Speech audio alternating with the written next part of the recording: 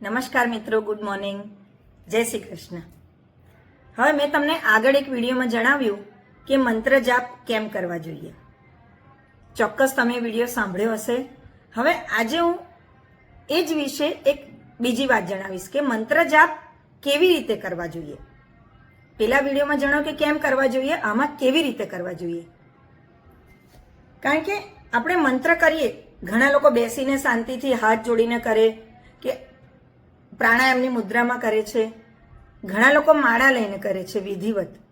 તો એ માળા લઈને મંત્ર જાપ કેવી રીતે કરવા અથવા ક્યાં અને કેવી રીતે, તો એનો સ્થાન અને સમય સવારે બ્રહ્મ મુહૂર્ત 4 થી 6 વાગ્યા સુધીમાં અને સાંજે જપ કરવો એ સૌથી શ્રેષ્ઠ સમય છે, શાંત અને સ્વચ્છ અને હવાદાર સ્થળે બેસીને. બીજું કે આસન કેવી રીતે, તો બને તો પદ્માસન, સિદ્ધાસન અથવા સુખાસનમાં બેસો. કરોડરજ્જુ સીધી રાખવાની, જો મુશ્કેલી હોય તો ખુરશી પર પણ બેસી શકો છો.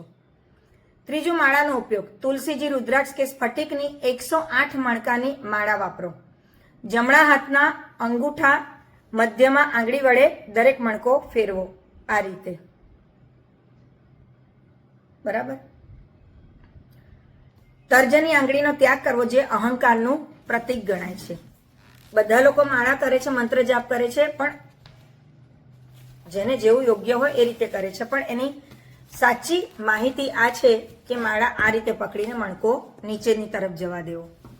હવે ઉચ્ચારણ કેવી રીતે કરવું, તો મંત્રનો સ્પષ્ટ, સાચો અને યોગ્ય ગતિથી ઉચ્ચારણ કરવું. એ શરૂઆતમાં ધીમે ધીમે, પછી ધીરે ધીરે ગતિ વધારવાની છે. જેમ કે ઓમ ઓમ ઓમ,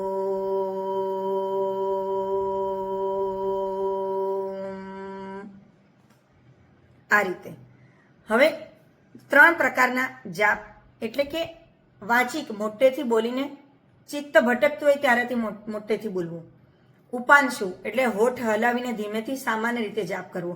ત્રીજું, માનસિક, માત્ર મનમાં અદ્યતન અવસ્થા સાથે આપણે જે આ રીતે બોલીએ, મનમાં આપણું મગજ મન સાથે જોડીને.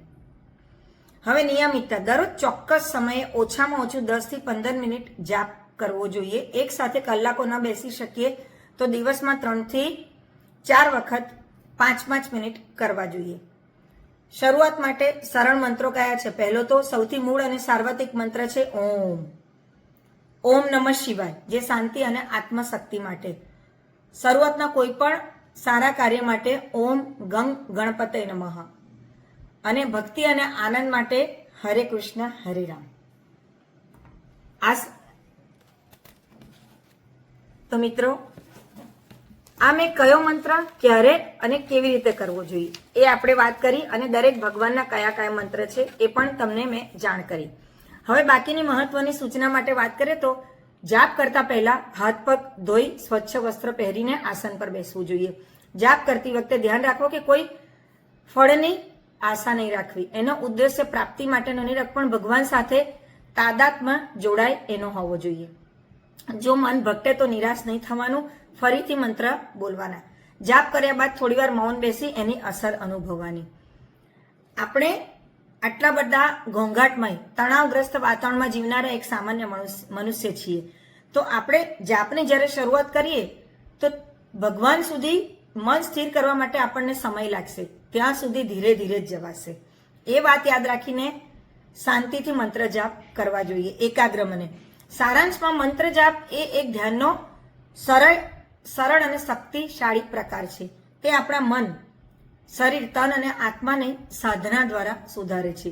નિયમિત અભ્યાસથી તમે જાતે એના અદ્ભુત લાભ અનુભવશો. શ્રદ્ધા, ધૈર્ય, પ્રેમ સાથે જપ કરો તો ફળ નિશ્ચિત મળશે. ચલો, મારા વિડીયોને સાંભળવા બદલ આપનો ખૂબ આભાર. ફરી નવા વિડીયો સાથે મળીશું. મારી ચેનલને લાઈક, શેર, સબસ્ક્રાઇબ કરજો, સાથે બેલ આઇકન પ્રેસ કરી દેજો. જય શ્રી કૃષ્ણ.